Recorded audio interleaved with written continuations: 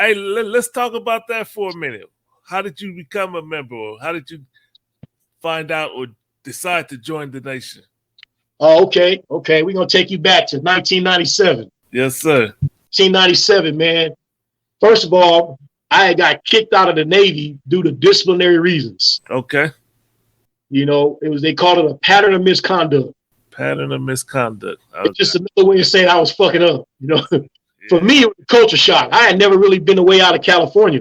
Okay. You know, now I look up, I'm stationed in Norfolk, Virginia, and I'm all over the world. I'm on the Mediterranean side of the world, you know, Egypt, Israel.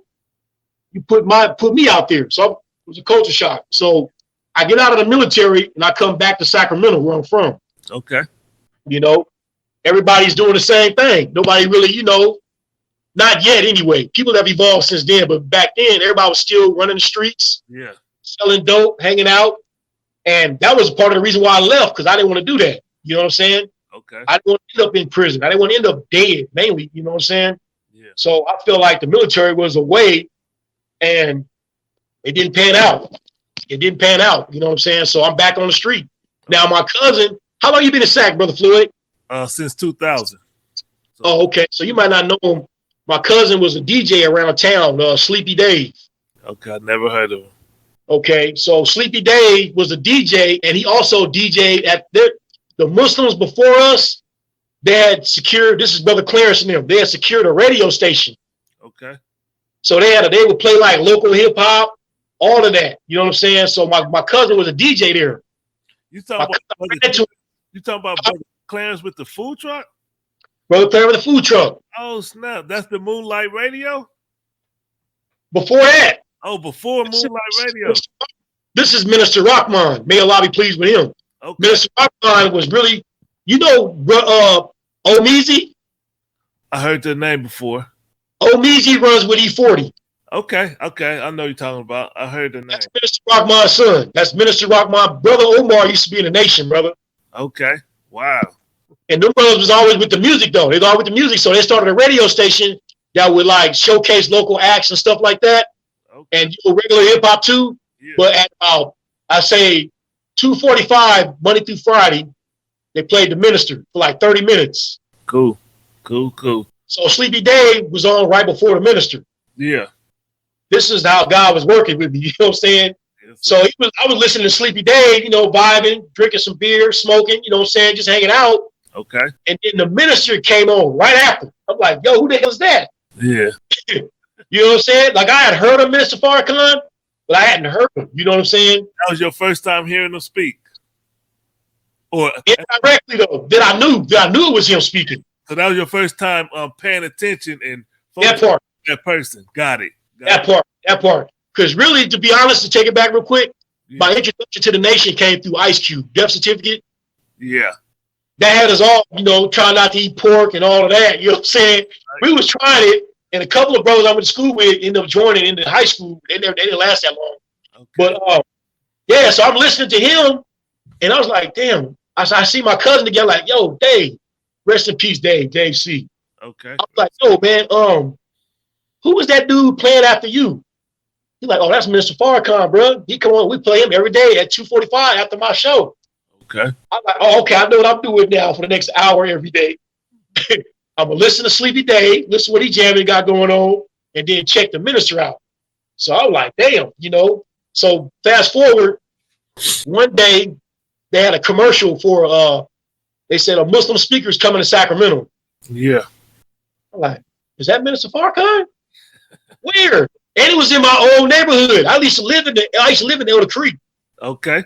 You know where you live in Elder Creek. You know what I'm talking about. Yeah, I used to live there right off 65th. Yeah, I used to live over there off of 50th. 50th, okay. 50th, right off of Power Inn and Elder Creek Road. Power Inn and Elder Creek Road. Okay. Yeah, there's an AMPM on that corner right there. Okay, cool. On the left side in the neighborhood is a community center called George Sims. George Sims, yeah. Yeah, so they said he was going to be there at George Sims. Yeah. I'm like, what? So, hey, I pulled up, man. I pulled up on that day. I think I got there a little late. I think I was, running around, and I got a little late. But then when I got there, I didn't see Minister Farrakhan. I'm like, I'm looking around, and Come to find out, some childhood friends had actually brought this individual to the George Sims Center. Wow. And further to come to find out, their whole family had been in the nation. Okay. I grew up with them. I didn't realize Omar, Sultan, these are Muslim names. Yeah. We just homeboys running around kicking rocks, you know? Yeah. So the guy came on the stage and he was teaching and it was good because, I mean, it sounded like what the minister was saying. So then Brother Isaiah and about maybe 4 brothers came into the center at that same time. Yeah. You know how Brother Isaiah used to walk. Man, I'll be pleased with him too. Tall and statuesque. Yeah. Oh, hey, I'm like, yo, who is that dude right there, right? So at the end of the lecture, the dude they had a question and answer session. They said, if anybody has any questions, line up in the center row and pose your question. Okay. So people were coming along, people were coming, you know, what I found out later, they were planted in the audience to sway the crowd. Those planted in the audience. Yeah, they were the people that came up there, they knew who they were beforehand. Oh, okay. You know what I'm saying? There was prepared speakers to make sure that the crowd understood his truth, right? Got it. But I could tell during that moment, there was a lot of there was conversations in the back with Brother Isaiah and them. They went outside and came back in. So they allowed, like he said, we're going to allow this brother to speak. He has a question and concerns. So Brother Isaiah broke over the message of the black man. Yeah. And started just hitting with points. What about this? What about this? What about this? Now, I'm still thinking that this is a part of Minister Farrakhan's understanding. But what it turned out, it wasn't. Okay. You know, they have a lot of different groups out there that came out after 1975. Oh, okay. They got United Nation of Islam. They got a bunch of offshoots, put it like that. Yeah. But this guy's name is Solomon, Royale Solomon or something like that. Okay. And his claim to fame is, he said he is Allah, and Master Fard was somebody that just came and went, but he's the actual Allah, right? Yeah. So I heard that, but I still not know what I'm hearing, you know? So him and Brother Isaiah kept going back and forth till finally they cut Brother Isaiah short. The brother said, okay, that's enough questions. We want to make sure everybody can get through. But from my vantage point, you could tell there was some opposition going on. Because they went back. So at this time, was Minister Isaiah over the Sacramento? He was. Here's the thing. Okay. Not even that. They were in limbo. Oh, okay. No leadership because Minister Rahman had gotten in trouble. This is how history, you don't hear, this is how history repeats itself. Yeah. Minister Rahman had some problems in the money department. Okay. And they removed him from that position. So what happened when they removed him, people that knew him, they left. Yeah. Okay. You know what I'm saying? Yeah. And so they had brought in a brother by the name of Brother Gary. Shout out to Brother Gary, man, because that's who I found out later was the minister in Sacramento. Okay. So about a week or so later, I was getting off the bus on Broadway and Alhambra because I lived over there. I think I was getting off work or something. And Brother Isaiah was getting on the bus. Okay. And I was like, yo, what you that dude that was at that meeting the other day, man? I don't know what you were saying, but that was some good shit. He was like, hey, 3922 Broadway. Just like that. You know, he used to always do that. Yeah, just like that. When somebody's trying to fish him in, say no more, but 3922 Broadway. That's right. I'm looking like, oh, okay, all right, cool, whatever, man. Hey, you have a good day, bro. Yeah. So I was my way. I was still listening to the minister. Now it's starting to affect my character. Okay. Like some stuff the minister was saying on the radio show, I stopped drinking beer, man. Yeah. I mean, not as much. You know what I'm saying? Yeah. I still was doing it. You know, we still smoking on the staircase. Yeah. I started becoming like Sharif in Minister Society. Okay. I started coming like him, like trying to expound what I just heard to my man. They wasn't trying to hear it though. My best friend, he came with me to the mosque because I said, yo, I'm thinking about going down there, man, just see what they're talking about, you know? Yeah. And I went on a Wednesday night. That was my first night on Wednesday night. You know how Wednesdays was. Yeah. You might get there before they do. Hey, wait for them to open the door up and shit. Wait for them to open the door up because it's yeah. I pulled up, man, and stood outside like, Yeah. Hey, it's 7:45. What's going on? but come to find out, it was inside. The door was locked. Oh, okay. So I see some movement in there, and I knocked on the door, and Brother Eric answered the door. Okay. First brother I met was Brother Eric. Hey, he been a soldier for a long time, man. Hey, I'm gonna tell y'all, man. From my vantage point in Vegas, it hurt me to see what ended up happening. It hurt me, man, because I'm like, there's some brothers in there that was really good individuals. You, him, a lot of brothers, man. And I don't understand what was their reasoning on moving on y'all like that. Yeah, I have you know what I'm saying? Brother, I have no idea. I can't understand it, bro. But that's so maybe one day that story will be told on Focus Up. God willing. Yes. God willing, I'm telling you, bro, because it is nothing to slight the minister, because you and I can agree Minister Farrakhan has an impeccable record. Hell yeah. Yes, sir. But his believers and followers, not so much. Yeah. Now, we brought that street shit up in there, man. It just messed the game up, man. Yeah. You know what I'm saying? Like, we come in, like me, what gravitated me towards the nation was the military aspect initially, because I had just got out of the military. Yes, sir. Yep. So the military, the United States Navy, they have general orders. Yep. We drill, we march. Yeah. So all that made sense to me, you know. But I came, man. I didn't like say I'm ready to join them. Like, I just came to hear what they was talking about. Okay. And they used to do like a lecture on Wednesdays. There was a brother named Brother Travis. You never met him. He was a brother from Atlanta that was in Sacramento for a few years. Okay. And he was opening up, and I was like, okay, this is cool. This is cool, you know. Now, let me just go back to the search part. I was not ready for the searching. I didn't know about that. Okay. I had to run some stuff back to the car. You know what I'm saying? Like, I didn't know it was like that. Like, oh, we can search and say like church, huh? You can just roll up in church. Yeah. But I kept going, and then like about the third week, I was going. They gave me some papers. Like, what? I'm like, oh, okay, it's cool. You know what I'm saying? Let's roll out. We going out. I'm soldiering with no suit on. Oh, you saying they gave you some final calls? Yeah. So I was like, okay, all right, we out here, you know. And then one day, just for whatever reason, man, I just felt like it was time to put on a suit. Yeah. So, but I was still nervous about that because I'm young, man. I ain't never really been a suit guy like that. Okay. So when I did, I ended up, because all along while I'm going to the mosque, I'm also going to the incense shop.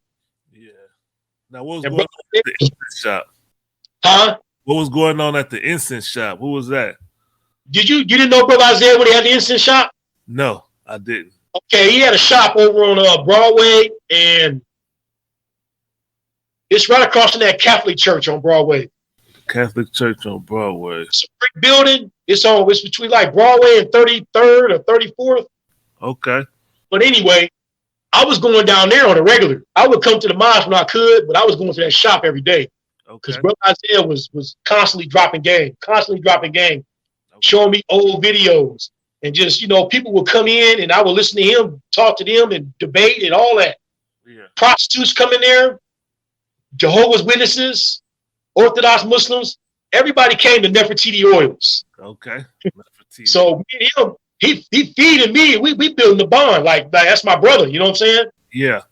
So I was telling him, I would go to him about stuff I had concerns about, and he would address it like in the way that was conducive to what I needed to hear.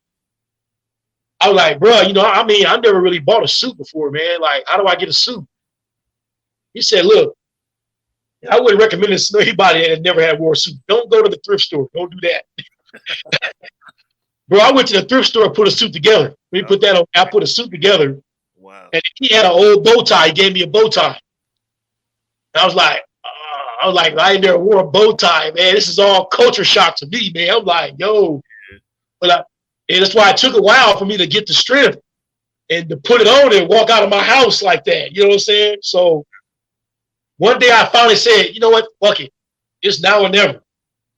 So I drove up to the mosque, and then I drove over the corner, around the corner right there. Yeah. Like, I would normally park in front. I got there before. I normally would park in front, but I pulled around the corner, man. I wasn't ready to just bail out with the suit on, man. So I sat there for a minute and pumped myself up. Yeah. I got out the car, I hit that corner. Yeah. The captain at that time is not around. He's probably in stopping somewhere, but his name was Brother Kenyon. Okay. See, this Brother Kenyon, man, to me, he was a man's man. The way he carried himself, he was like, man, that brother's sharp. You know what I'm saying? So he was standing outside, either with Brother Michael or I don't know who it was, another brother. Yeah. I hit that corner. He was like, oh, yeah, that brother ready now. That brother ready. Yeah, brother. I gave him the greetings. Nervous as hell. And then I went inside. Because you remember, when we said the door used to be on the side. Were you there when the doors was on the side? I think before they made the front door the entrance? Yeah, I was there. Yeah, I remember that. Yeah. So I went in, man, and I just feel all the eyes looking at me like, oh, yeah, we got another fish in the building, man. You could just feel it. I think Brother Isaiah even acknowledged it, right? Okay. So, no, his Brother Gary was a minister. Yeah, he mentioned it on the rostrum, and then Brother Isaiah would just be sitting in the crowd because he wasn't a minister yet. Yeah. So I got the letter. I got the letter to recite the actual facts and all of that. They gave the student enrollment, actual facts, and the letter.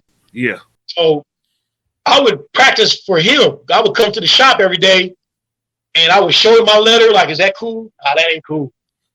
I think I tried brother, it got to a point where I lightly traced it. I ain't gonna even, I was like, look, I ain't gonna get this letter, man. This shit is crazy, man. My handwriting is terrible. So what I did, I didn't trace the letter, but what I did was I put, like, how did I do it? I took a letter I had wrote, put it on top of the original letter, and then I traced my letter. This is exclusive information right here. Nobody ever knew that, but so you didn't trace the letter. I traced the letter. I traced my letter, the letter under it, so I wouldn't. So I took it to our Brother Isaiah, man, and he would shoot me down. And that time he said, okay, that's cool. Go ahead and show it to him. Yeah. So now I'm focused on trying to learn how to recite, the actual facts, student enrollment, all that. Yep. So I told Brother Gary, who was the minister at the time, I said, I'm ready. You ready? He said, you ready to recite and you got your letter? I'm like, yes, sir. So I gave him my letter. He looked at it, sized it up. And he said, okay, come with me inside the sanctuary and recite for me. Ooh, man. Like so, right. This was, I think it was a Sunday meeting. Everybody in the back getting food or whatever. So we went in the sanctuary, just me and him. So when you felt it, you didn't have like a soldier that came up or come in with you? Like, no, my best friend went to like 2 meetings and was like, I'm good. Okay. You know what I'm saying? Like, hey, there's a lot of people, but here's the thing though, Brother Floyd, this is why I kind of reflected on this recently. A lot of people came to the mosque because they were my guests. Okay. A couple joined, but they didn't stick. Yeah. You see what I'm saying? So I'm not going to toot my own horn, but I've done some good work in Sacramento. Okay, I believe that.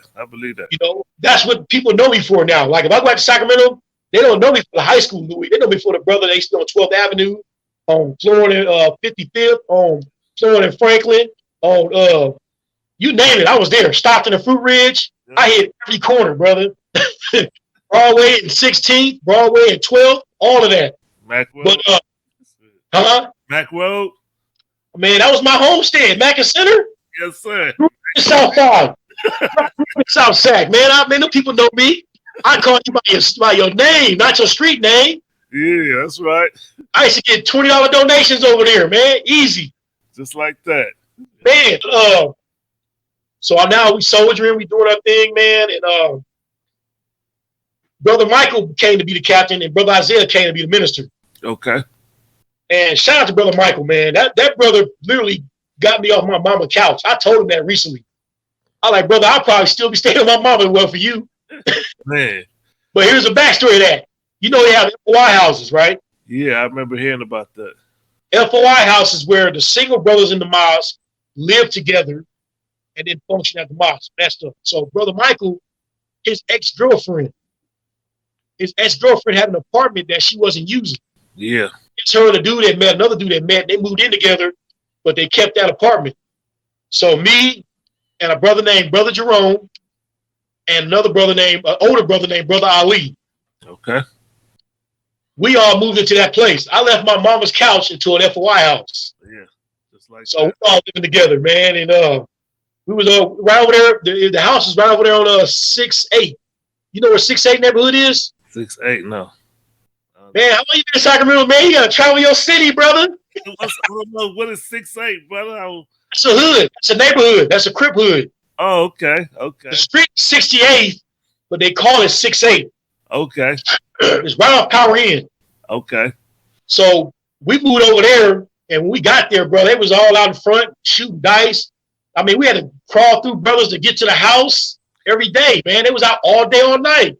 Man. So me and Brother Jerome, one day we just got suited, man, just knocked on every door. And then we started talking to them brothers right there. And then they just automatically started respecting us. Like, not like we pump fear in them, but just they realized who we were. And they just like, they would stop hanging right on our doorstep. Okay. Because that apartment had been empty for a while. So you know how that goes. Yeah. When the house was empty for a while, everything happened out there. But when we moved in there, they stopped doing this. They would take it down the street. Okay. You know? So me and the other brother, Jerome, man, we was getting into it. We was getting into it because he was trying to bully me, man, because he was a tall brother, like 6'4", 6'5", whatever. And, you know, he already was he one of them kind of brothers, for lack of better understanding, he kind of reminded me of Brother Maurice. Uh-oh. No negative stuff. But right. Brother Maurice don't play no games. Okay. You know yeah. He's a serious brother. Yeah. Like, you know, you would try to like build him in the light, but like, he was just like, you know, so his thing was he didn't like somebody else in the kitchen while he was in the kitchen. that was I don't know that where it came from, prison politics or what. So one day he was cooking fish, man. Yeah. My thing, I never grew up like that. You know, I'm an only child. You know what I'm saying? Yeah. Go in the kitchen and get something out of the refrigerator and not even think about it. Yeah. Walk where you please in your house. Say what? So you walk where you please in your house. Yeah. I mean, this is my house, right? But so he had a problem with it. And I'm like, bro, I was just going to the refrigerator, man. I ain't trying to interfere with what you got going on. Yeah. So Brother Ali had to come between us because he's squaring up now. I'm like, what? Who the hell squaring up, like, brother? And then, you know, I started thinking about, like, I really don't like living with people. Okay.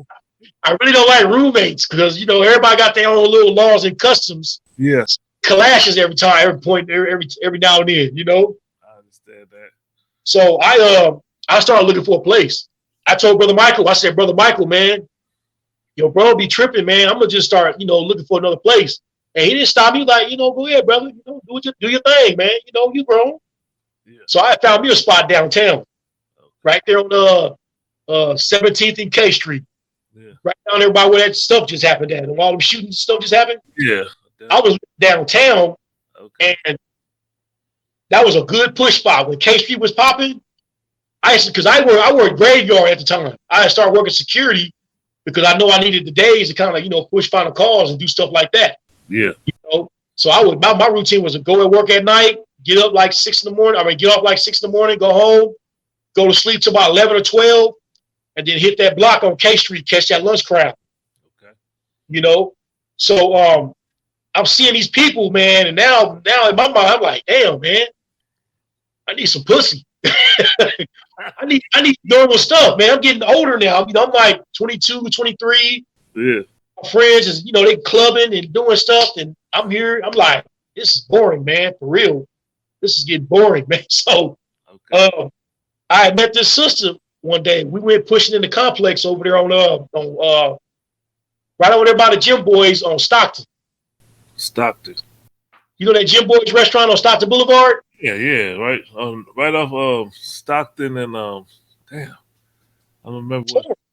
Huh? Stockton, Florida, really. Florida was the next main street. Okay, yeah, it was the right by that apartment, the Briarwood Apartments. Might be, yep. Yeah, so one day, me and Brother Michael and the brothers, we went pushing in those apartments over there. Okay. Knocked them all out. Yeah. And the sister answered the door. It was like, look at y'all all suited and stuff like that. I'm in the military, but damn, y'all got me, you know, just like that. Yeah. Her and her mom came to the door. I knocked on. So her mom bought a paper, and she told me to come back every week, bring them the final call. So I'm juiced. I got a customer. You know what I'm saying? Yeah. So So one week I came by there and her daughter was there and her mother wasn't there. Uh-oh. Yeah. So her daughter was like, man, I'm looking for a man right now. And looking real good right now. So I'm like, I look this way, I look that way, wrote my number down. I'm like, why not? Why not? You know what I'm saying? Right. But at the same time, though, I would utilize this to get her to come to the mosque. Okay, you find the customers and customer, a guest, you know what I'm saying? So she came to the mosque and then she stood up. Oh, I'm like, oh shit, she stood up. The word got her, you know what I'm saying? Yeah. And now this was after Brother Isaiah had become the minister. Okay. So he was teaching and she responded and stood up and really started processing. Wow. Okay. You know, and Brother Billy's wife was the captain at the time. You ever deal with Brother Billy? I remember Brother Billy's wife. Yeah, She's real serious. Brought me in the nation. Oh, is that right? Brother Billy brought me and Brother Maurice in. Right. He brought a lot of hitters in there. Trust, I know. Yeah. I've heard his name ring everywhere. Yeah. But his wife at the time was the minister. I don't know if he's still married to her, but she was. They were courting at the same time too. Matter of fact, and he was the men's captain. She was the sister captain. Yeah.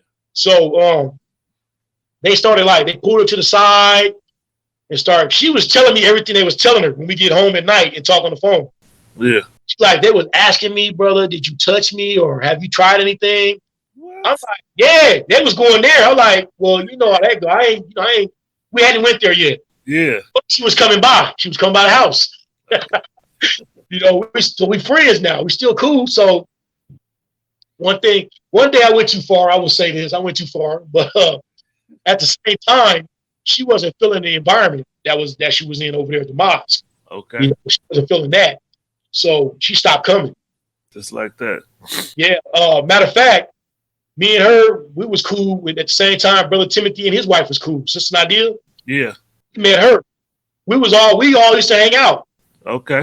One night, and then I got on her bad side because I was jealous, man. Because when I was 17, I fell for a girl that broke my heart, and from that point on, I didn't trust no bitch. That was my motto: trust none of them, because they will all get you. But we was at Sister Nadia's house.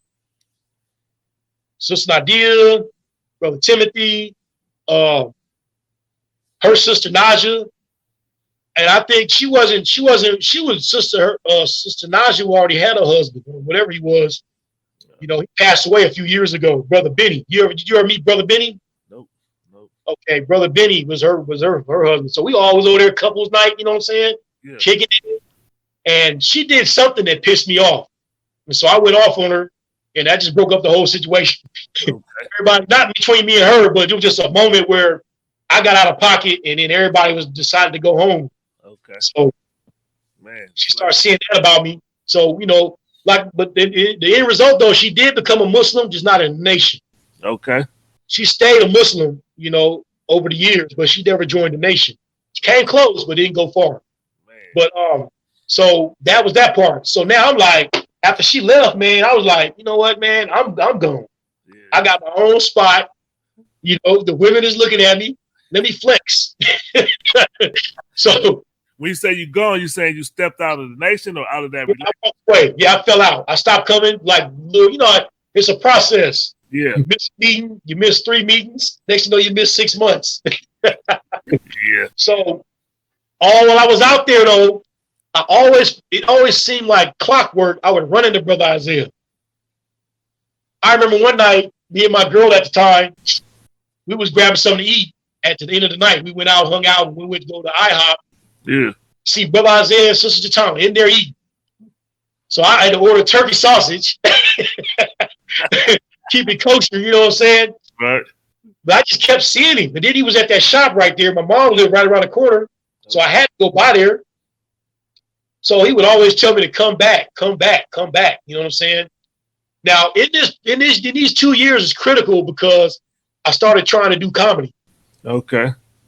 And what led me to doing comedy was watching Comic View, first of all. Yeah. And then rewind it back a little bit. The first time I ever spoke to a group of people was in FOI class. Okay. So that's the biggest fear of most people that try to be a comedian. Yeah. Is in front of people and saying something. Okay. Let alone let it be funny. But to just get in front of people is a challenge. Yeah. Because don't nobody know you. You know, it's crazy thing going in your head. Yep. So when I did that bearing witness and I got the response from the brothers, I was like, wow, this feels good. You know what I'm saying? Like, I wasn't trying to be funny. I was just doing that. And then another time, we went to a poetry night because Brother Michael, man, hey, he had us cranking. I ain't gonna lie. We was pushing night. We was pushing whatever. We used to go in front of the touch of class. We used to go in front of all the clubs after they let out. Yeah. Concerts. You ever did that? Nah, that's probably before my time. Let me tell you something. I come into the nation before the internet. Trust and believe. Okay. The internet was still on a disc. That's how far back I go with this. Man. But what was that? Okay. Where was I at? What did I last say? You remember? You was getting into comedy at this time. Right. So this is while I was out of the mosque. I remember those moments where I spoke in front of people there and then a poetry reading. We was go to Jamaica House. Remember Jamaica House, the poetry room? I've never been, but I heard of it. There was the Jamaica. No, it was actually, it started off in old Sacramento called the Blue Room. Okay. Like Michael and a few of us brothers, we would go there, hang out, and sell papers after the poetry night. Okay. So one night I got the audacity to get up on the mic and read from the Bible. I don't know what I was thinking. I was gung-ho with it, brother. I ain't gonna even lie. I was gung-ho, man. Yeah. I wrote Psalms 82 where it said, "Ye are all gods, children of the Most High God." I read that verse and left it at that. Okay. And then because it was chilling and stuff like that. So fast forward to when I decided to do comedy, those two things in the back of my mind and watching Comic View and the fact that I had just got fired from another damn job. Yeah. I was like, man, I might just try comedy, man. So I'm gonna try comedy. I told my girlfriend, like, all right, cool, man, do what you do, whatever, have fun, whatever. I think she with me a few times, but I went down to the club, Laughs Unlimited, no Sacramento. Laughs Unlimited, okay. Laughs Unlimited, and they didn't, I didn't get up because their main focus on their Wednesday night was their comedy class they had. When I found out the comedy class was like $250, yeah, I'm not going to pay to be a comedian. Hell no. I'm trying to make money to pay rent. What are you talking about, right? So I'm like, oh, I'm good. I'm going to watch the other comedians do their thing. Is that normal? I've never heard of a comedy class. Is that like a normal thing? It's not normal, but it happens. Okay. I've never heard of that. Right. I'm the same way. I don't believe you can teach somebody how to be funny. You got to either be it or not. You know what I'm saying? So sometimes what happens in comedy, comedians that have 20 years under their belt or so, have experience, but they haven't got to like a Kevin Hart status or nothing like that. Yeah. They devised a bright idea to teach the younger comics how to do comedy for a fee. Wow. You see what I'm saying? And sometimes they're successful. Okay. In point in case, you've heard of comedian Mikey Winfield? Yeah, I heard Mikey Winfield. Mikey Winfield started off in the comedy class. He may not admit it, but I was there. Okay. Now, he took it another level, but he was the first comedian that I met. When I came to Laughs Unlimited, all the comedians were hanging out, waiting on the show to start. Yeah. And I'm running around asking questions, and how do I sign up? How do I get on? And and then I ran into him, and he said, well, tonight we showcase the comedians from the comedy class. You might not get up, but at least come check us out. Yeah. So I'm watching it, and I'm looking at these dudes. I'm like, yo, I'm funnier than that cat right there. I can do this. So I went home, and I think I wrote some jokes. I might have, because I didn't know you wrote. I didn't know comedians write. I thought they just said what came off the top of their head. Yeah. So I was writing little stuff down here and there. Really didn't have a lot because I'm in my 20s. I ain't really lived life yet. So I finally got my chance on stage, right? It was like 5 minutes. Yeah. And I did it, and it was okay.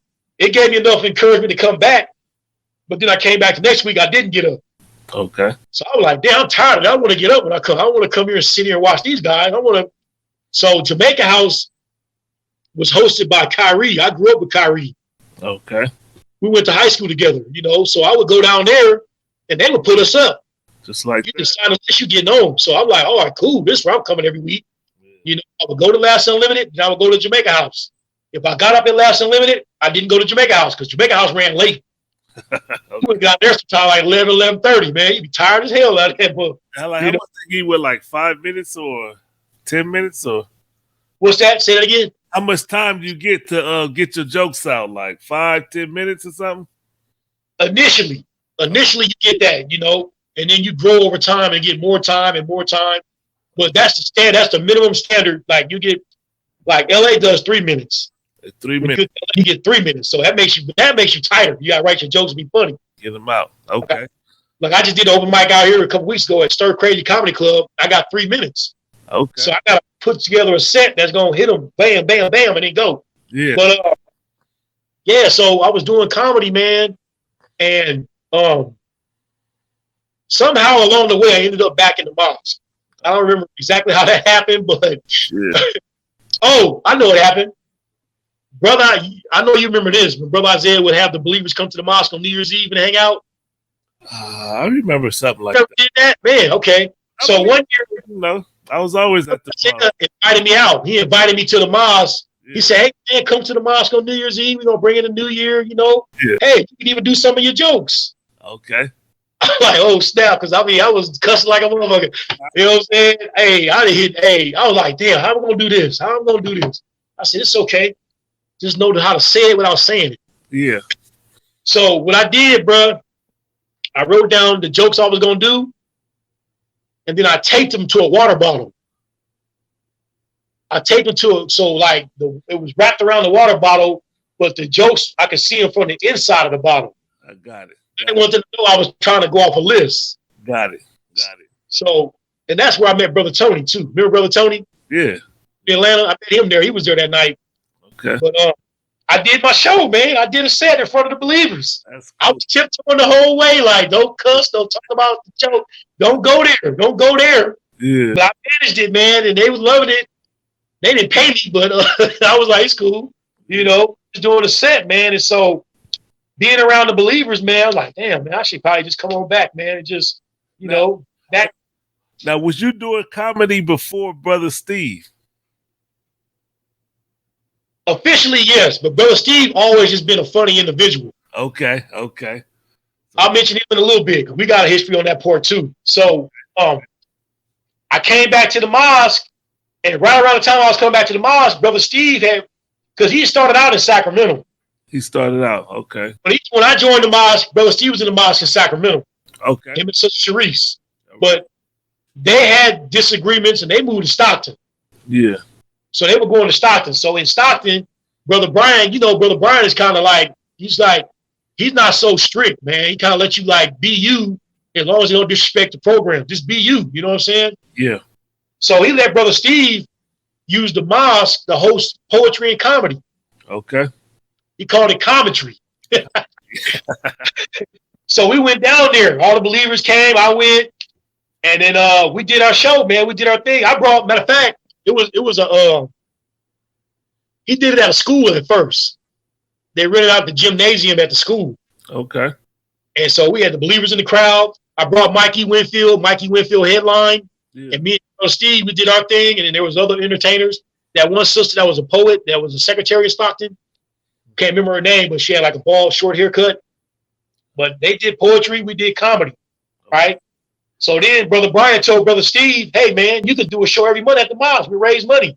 Wow, just like that. Yeah. So I think I came to one of those. But somewhere along the line, I stopped doing comedy. Okay. Because the girl I was with at that time, me and her fell out, and my name wasn't on the lease. You know how that goes. Man. Hey, let's touch up on the stroke situation. You want to speak on? You feel like speaking on that? I could absolutely do that, man. It's not a problem. Like I got to Vegas, and I got an opportunity to do for self, because that's not an easy thing. Most people don't realize it's not easy to transition from working a 9 to 5 to being an employee, because all your life you've been conditioned to get a check every 2 weeks. Yeah. So Lyft and Uber comes to Vegas. And when I found out they were allowing people to rent cars and, do stuff like that, I jumped on that because I was trying to leave the job I was at.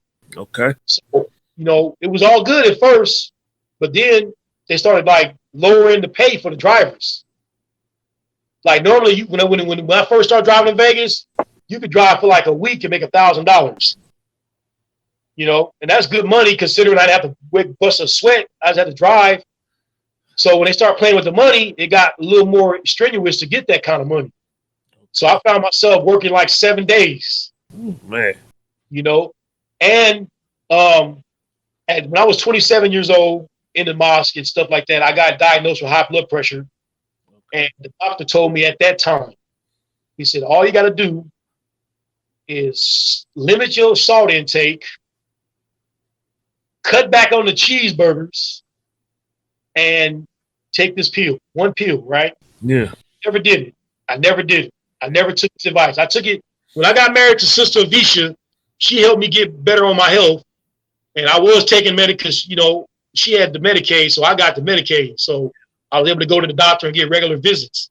Okay. And they had me on the medication. I was taking it, but then we moved to Nevada, and Nevada didn't honor my Medicaid, so it stopped.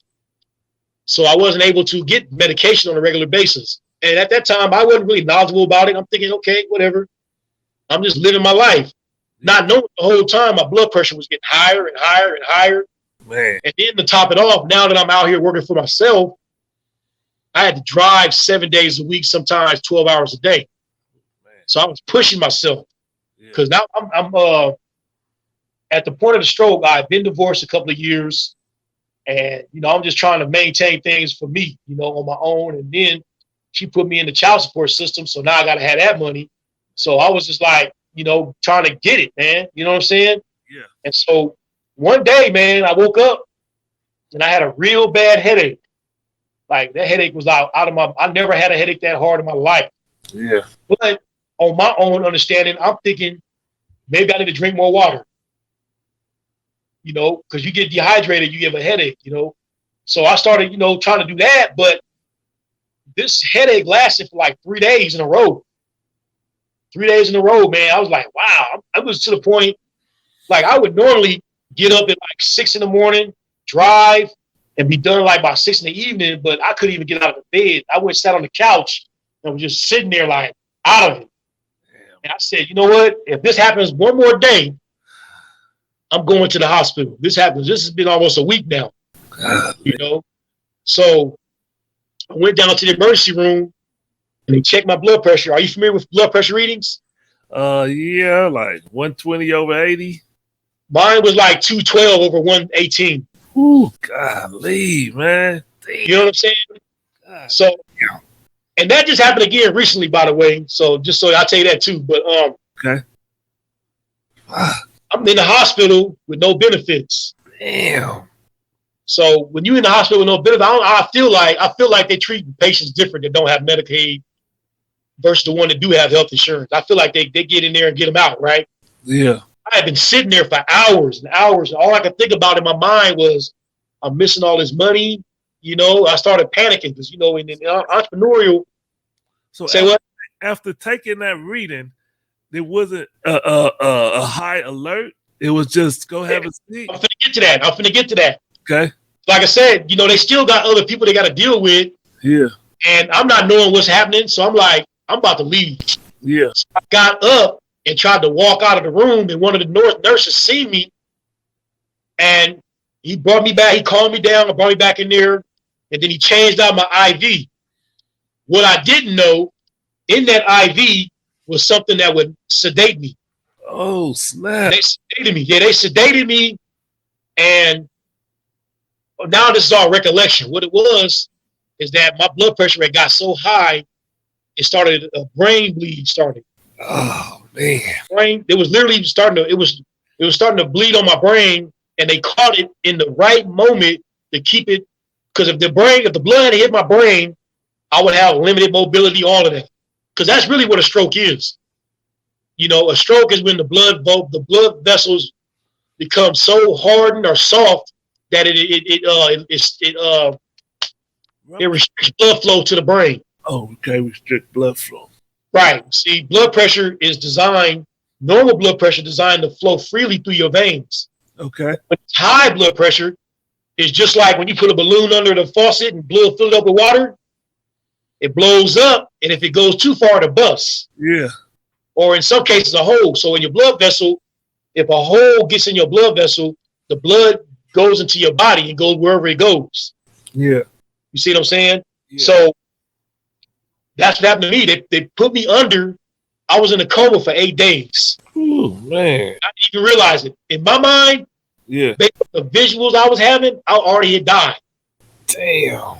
Because inside of the dream world I was in, I was still in the hospital, but like I was leaving at my own free will. Yeah. Saying I would find myself here. And then here's the kicker, man. I feel like I was visualizing the pandemic before the pandemic. Wow. Because the atmosphere was apocalyptic. The hospital was locked down. People couldn't come in. There were people on cots.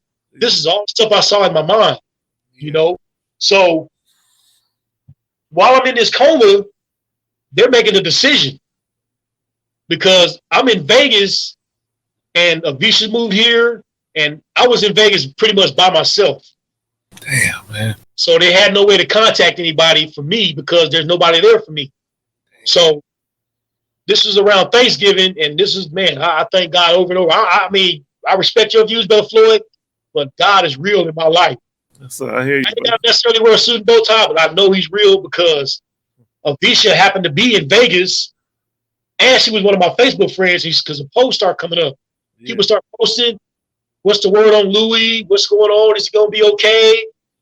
Brother, I found a Twitter message from like 4 years ago, just recently. Even Marsha Warfield was trying to make sure I was okay. Damn. Wow. You see what I'm saying? Yeah.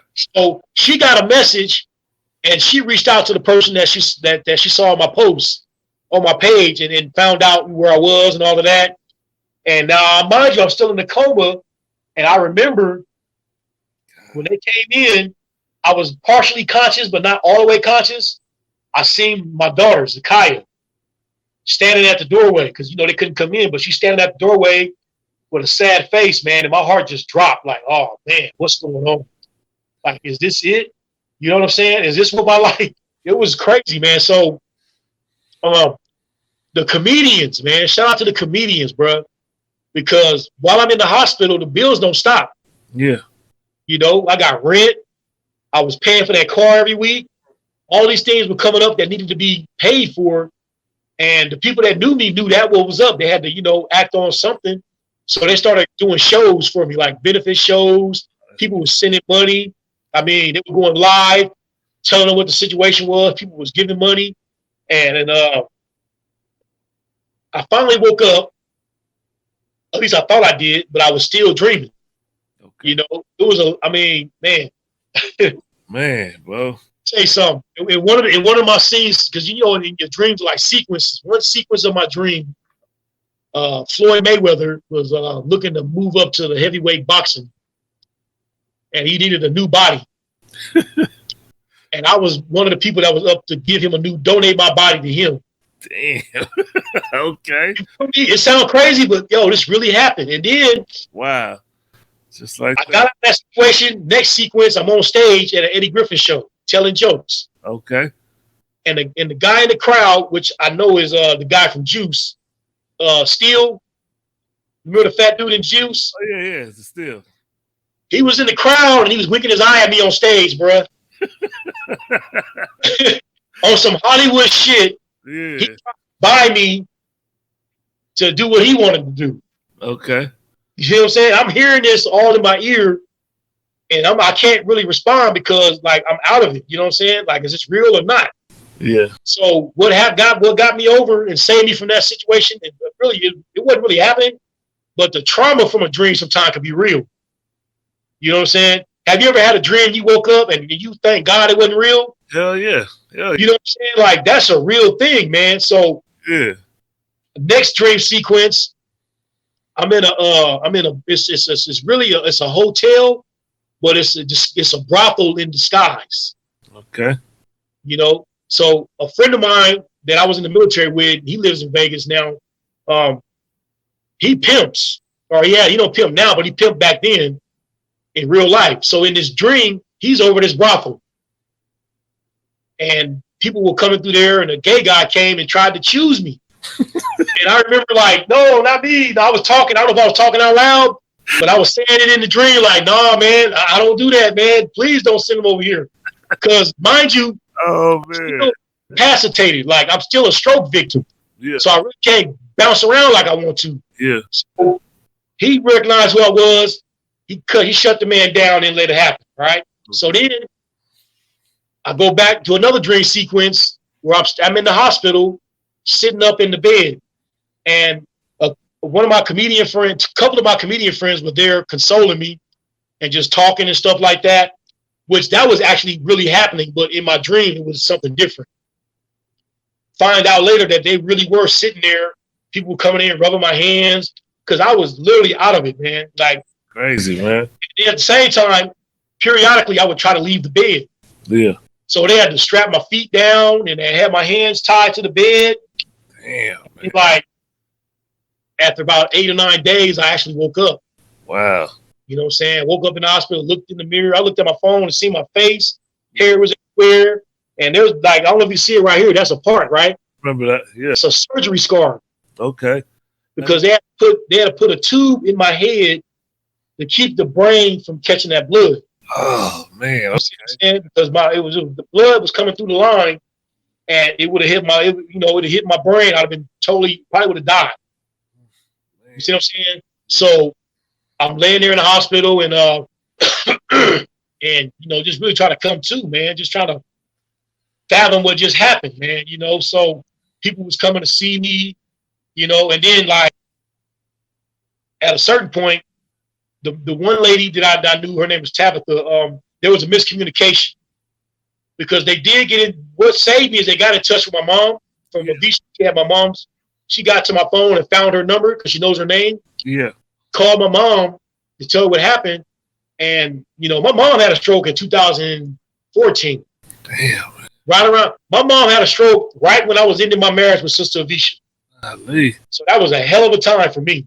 And what year was your stroke in? 2017, November 21st, right around Thanksgiving. Okay. Yeah. So I was in the hospital from November to the end of December. Damn. You know what I'm saying? Yeah. So we went through the whole rigmarole of now the controversy starts because after they called your mother, she got in contact with your mother.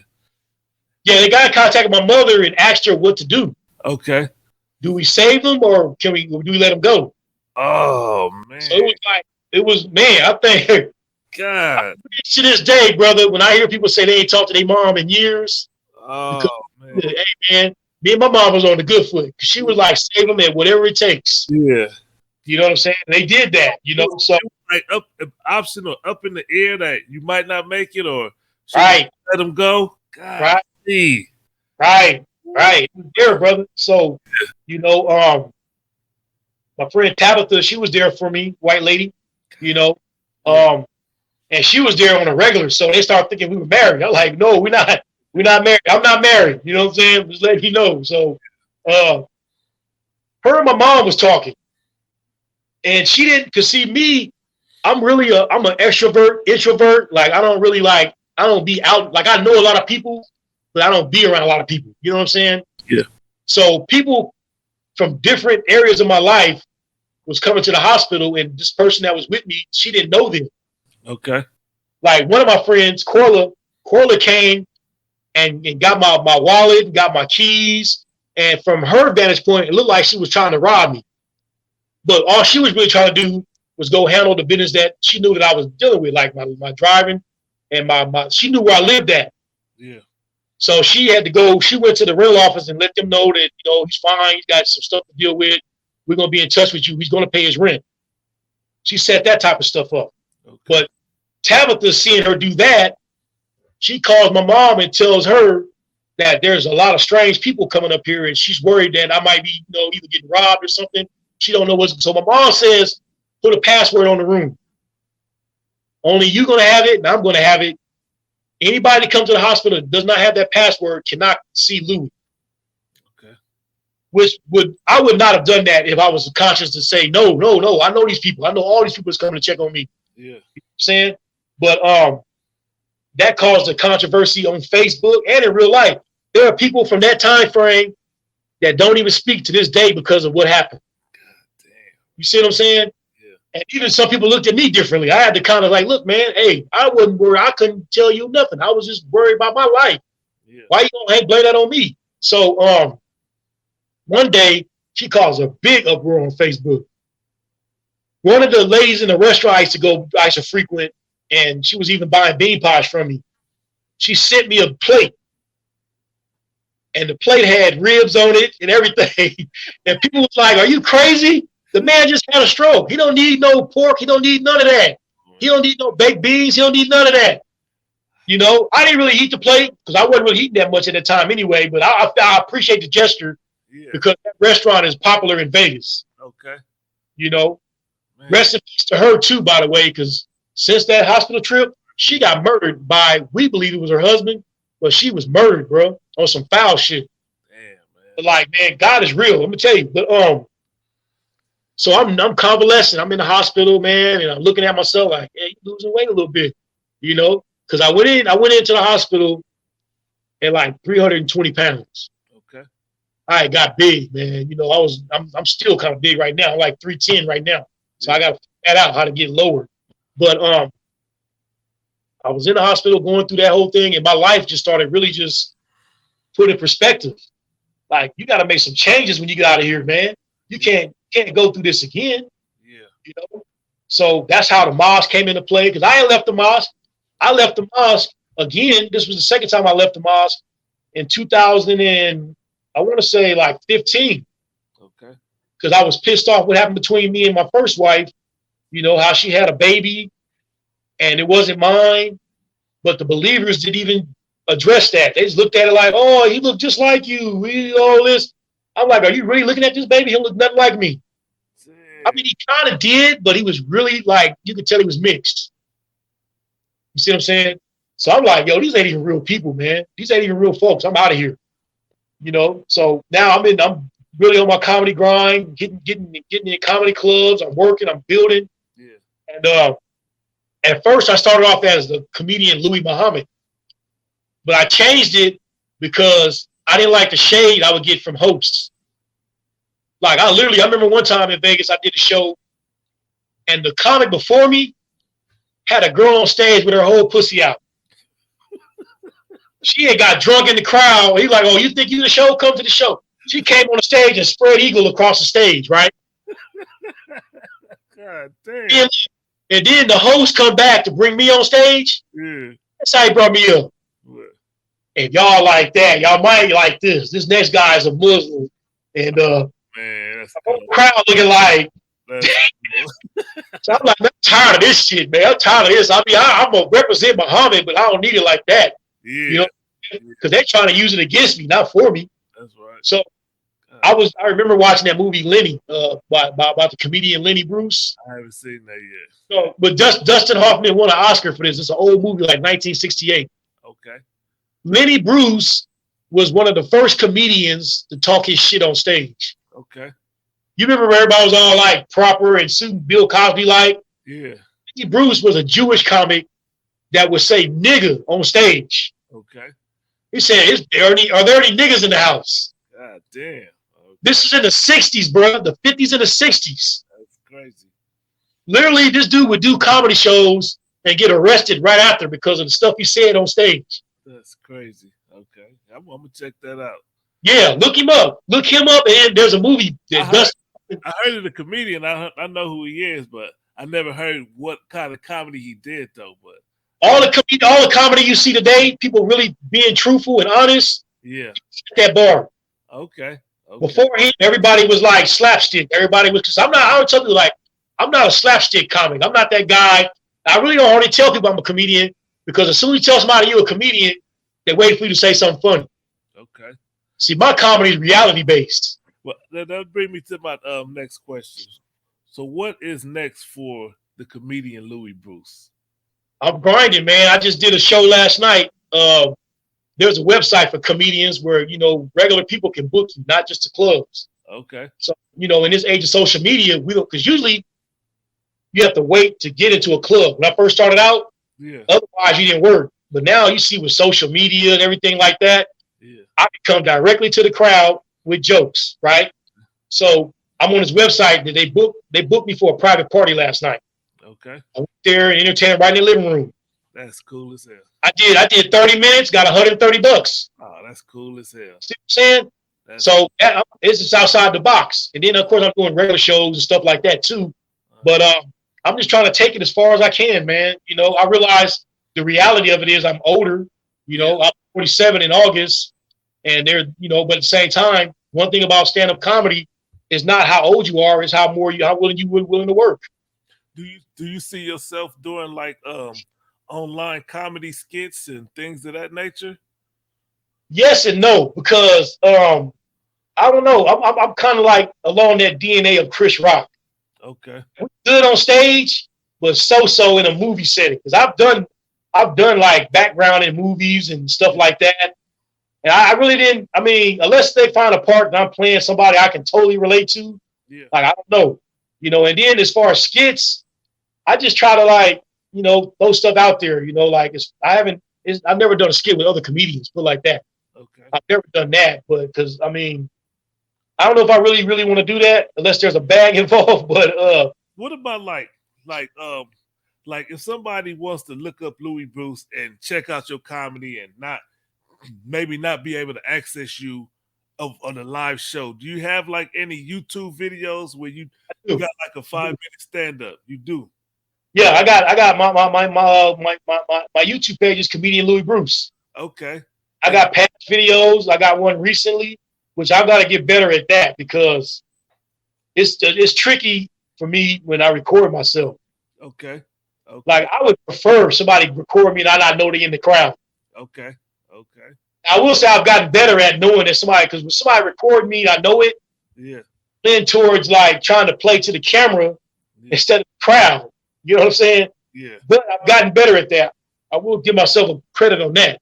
Okay. So the last show I did at a comedy club, they charge like $20 and they'll record your set for you. You know what I'm saying? Yeah. And so it was a quick little 3-minute. I've used that actual clip to get other gigs. Cool. You see what I'm saying? And I don't know, man. I just feel really good because the opportunities are out there. You know, I got a show coming up in Colorado Springs. Oh, that's cool. You know, and I just did one here in what was that? No, it was actually Phoenix. And then Saturday I did a show in Mesa. All right, Mesa. Now, the good thing about Arizona is kind of like California, where they got like cities that are side by side. Yeah. So you could be in one part and then go to another part, be a whole other city. So that's I'm finna get down in this Arizona scene. I'm new over here, so they like it. Cool. So, I just feel like it's looking good. As long as I can maintain, be healthy, and do what I got to do, I should be okay. So if anybody want to reach you, they should reach out on your Comedian Louie Bruce page. Well, I would prefer Instagram or even Facebook if you're older, because I know a lot of older people ain't on Instagram like that. But Instagram is It's Louie Bruce. Facebook is It's Louie Bruce, ITS, at It's Louie Bruce on Instagram. And then on Facebook is just Louie Bruce, Comedian Louie Bruce. Cool. You know, and I post flyers, come to the show. You know, that's really where the game is at right now. Like, that's why T.I. is able to do arenas. Yeah. Because he brings people. That's a good point. Could you touch on T.I., your feelings on T.I. and his doing comedy? I don't have a negative vibe about it. I understand, like I respect the fact that he's jumping out of his lane into something he's never done and trying it. Yeah. This is, for me, the pandemic opened the door for people to just try new things and do new things. Like, you didn't do this, but you were always technologically inclined. I think I might still have that thing you did for me when we did that show. Oh, yeah, when you had the show out. Yeah, when you posted it, I still, and I mean, you had it in you. You just, you evolved with time, finding more ways to express it, right? Yep. That's kind of what I am, We're able to come on here and reach more people sometimes than we would reach at a regular show. Yep. You know what I'm saying? So when I heard T.I. was doing comedy, I was like, well, damn, he's not really a funny character, but he got some controversy in his life that could be talked about. Yeah, true that. I remember one Savior's Day. I think it was Savior's Day 2006. As a condition of his community service, he addressed the believers via webcast. Wow. Okay. This was back in like 2006 when we were in Detroit. Yeah. And we had never heard him speak like that outside of rapping. He was He was articulate then. Yeah, well, he was getting there. I feel like that brother read a dictionary, man. The words he be using. Like, he must have followed a page of Malcolm and read the dictionary from cover to cover. Yeah. He using words I know he didn't learn back in the day. Man. But he got. I knew T.I. was looking at comedy when he started managing a comedian. He's a manager of a comedian. Okay. That's one of my favorites. K-Dub. I've never heard of K. No, you have to actually really like be in the art, because there's a lot of comedians, bro. Okay. There's comedians you never heard of that are killing it, man. Yeah. Like for real. I remember when I met. You ever heard of Russell Peters? Nope. Russell Peters is an Indian comic with black tendencies. Okay, I think I heard that name before. Russell. But this guy, man, he makes millions of dollars a year doing stand-up. Wow. And no one ever really knows about him here. You know why? Because he has an international base. Oh, okay. He's getting all that money. Man. But K-Dub, man, I remember him K-Dub from Comic View, coming to the stage, and he's funny. So he's got veterans around him. Yeah. He's got some funny cats that running with him. Lil Duval. Okay. So, I mean, like, when you think about, let's say, for instance, you want to become a basketball player, and your best friend is LeBron. That's amazing. You're going to be all right, right? Yeah. So, in the comedy game, I feel like he's going to be okay because he got those dudes in his ear. But the other side of it, T.I. got to put aside his emotions a little bit. Yeah. Talk about we got to have sister. Yeah. That was crazy, man. Like now, I even watch kind of how I deal with people like a celebrity because you never know. Yeah. Especially when I was in Vegas one time, and I was doing a guest spot at the Laugh Factory, and I look in the front row, and Vinny from Naughty by Nature was sitting there with his girl. Damn, just like that. Just like that, bro. Coolio used to run an open mic in Vegas. Wow. Coolio is seeing your boy on stage. Okay, that's cool. So I've been around so I get with that. You can't just talk about everybody now with social media because they can pull up. Like you could be talking shit about them. You know what I'm saying? Yeah. Hey, I'm very careful about. Well, not really careful because sometimes on Instagram I go a little sideways. You can interact with them on there. Some of them will answer back. Okay. Like I just had a debate with Pierre. You know Pierre? Yeah, I like Pierre. I like Pierre as a comedian, but as a person, man, that dude is man. What? It's a work, man. He was talking about one of the comedians was talking about like they were getting back into comedy and they're older and stuff like that, and they were trying to worry how to get on the clubs. And he came at her like, "What the fuck you worry about the clubs are saying? And can't nobody stop you but you." Okay. And I just made a little side joke. I said, "Pierre, you can bring her on your podcast." Uh-huh. He just shot back, "You must not know about the podcast game. See, I spend my money. I put up all my money. So if you're not a marketable commodity, I don't even need you." God. I'm like, damn. God. I mean, it's real, but damn, I wasn't really coming at you like that. Yeah. You know what I'm saying? Yeah. Or but for real, bro, it's like with this whole technology, man, people are closer than you realize. Real talk. I didn't even get to the part where Pierre, man, I seen you in The Wash. I didn't seen you in. You was one of my dudes, man. Yeah. And he still is, but still, they don't even understand how close we are in this society because I might be a fan. Don't just jump on my head off the gate. I might be a fan. Real talk. So I take that as a learning point for me, not to go at people that come on the comments because, opinions are like assholes, man. Everybody got one and some of them full of shit. You feel what I'm saying? It's real, man. I can't get mad at you for your opinion. Yeah. Why would I get mad at you and judge you off your opinion even if I got the facts? Yeah. If I got the facts, you got an opinion. Facts trump opinion all day, right? That's right. Real talk. So you got to brush that stuff off, man. Comedians I've been literally blocked. I've been literally blocked by other comedians. Not really other comedians. This is one in particular. This lady, I noticed her. Like her post was funny, but like she felt the way about dudes, man. Like somebody must have really hurt this woman. Yeah. You know what I'm saying? And I forgot what I said to her in her inbox, but she shot back a paragraph and then I got blocked. Man, it's crazy. But I was really a fan though. You know what I'm saying? Why would you block a fan? Yeah. People be in their feelings, man. Okay. So T.I. got in his feelings, and in this case, it wasn't online. He was in the club. So that's a whole different set of circumstances. Yeah. Personally, I wouldn't have went where she went with the jokes. Because, I mean, me, from being in the mosque and like just in general, two things helped me in my comedy. What's that? Proper Handling the people, and then the book by Dale Carnegie, How to Win Friends and Influence People. Cool. There's a science of engaging people. You don't just go at them. Okay. You know, you have to, you know, the eye contact, all those things matter. And when I'm in front of a crowd, if I talk about the guy or the girl and they laugh and play with me, I'll do it and keep it moving. But I'm not, because I mean, the worst thing you want to do as a comedian is pick on somebody unexpectedly. Okay. It's the crowd to turn against you. That's how people get booed. Yeah. That's how they have bad sets, because you didn't measure your audience and you went at this pregnant lady that wasn't even pregnant.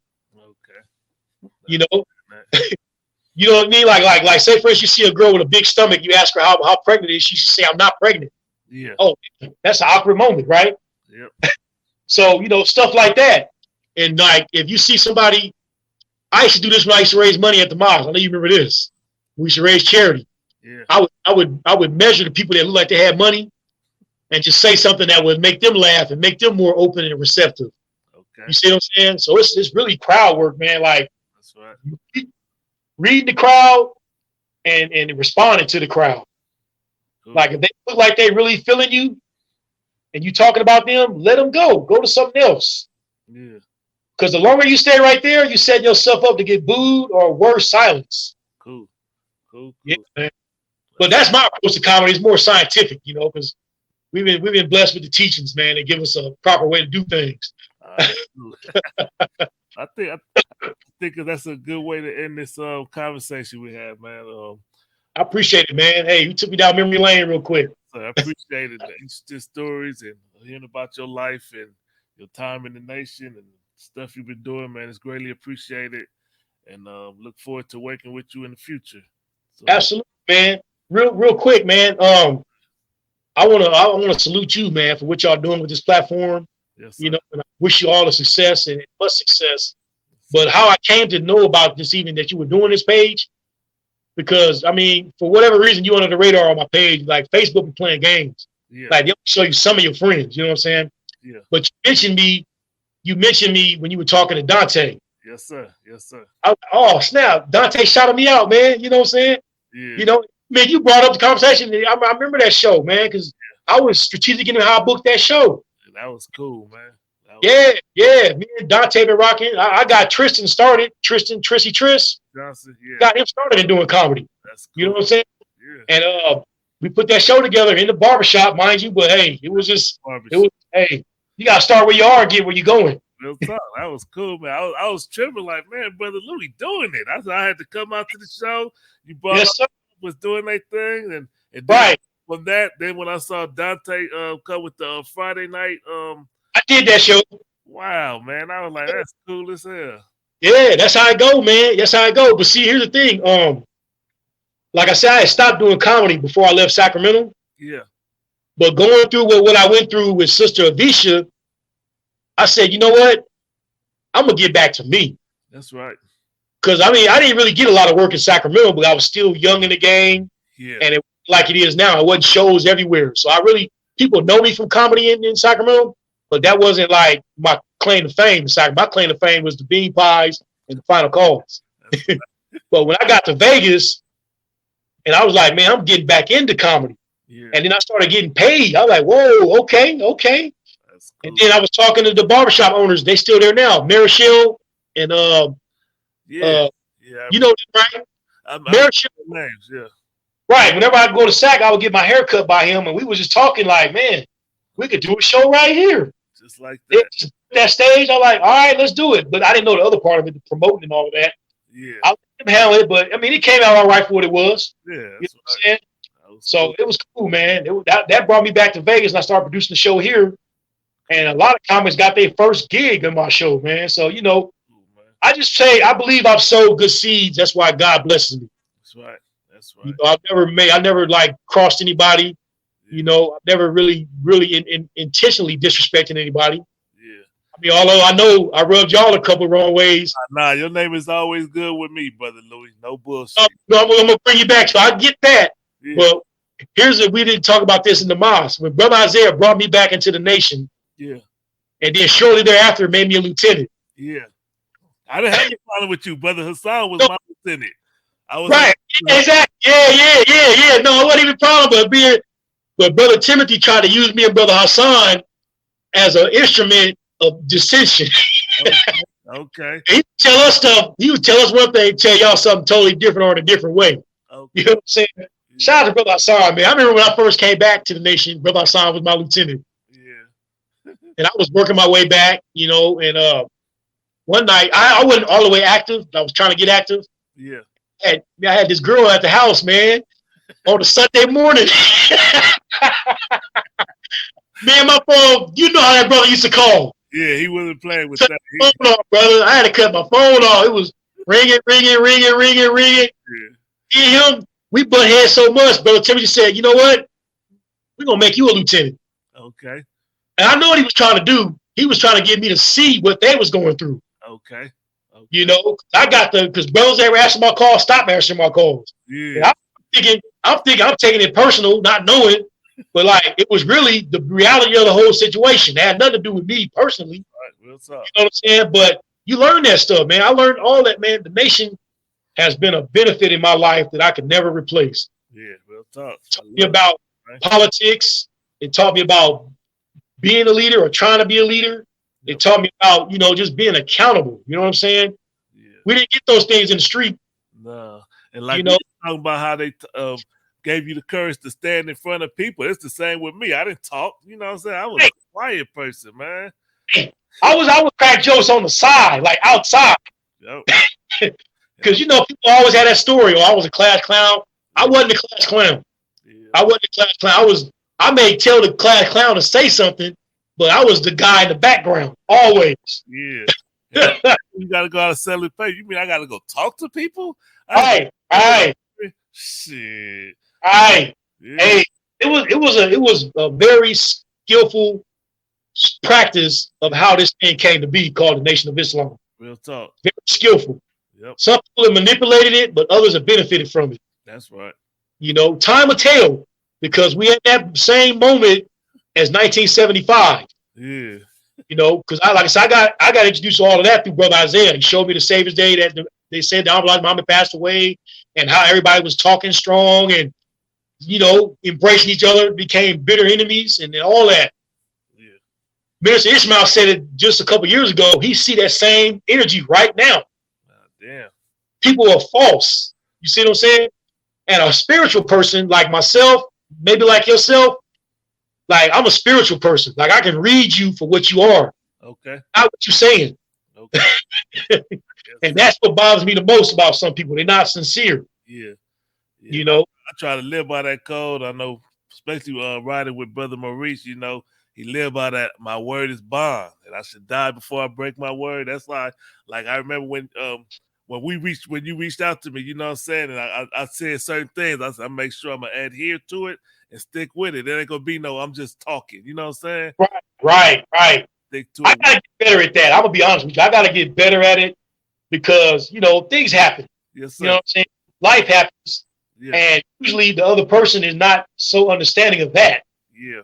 So like I really, like right now, it's a blessing I can even be here talking to you because I've had homeless stretches right here in Arizona. I've been homeless, slept in the car, slept at truck stops, been near homeless.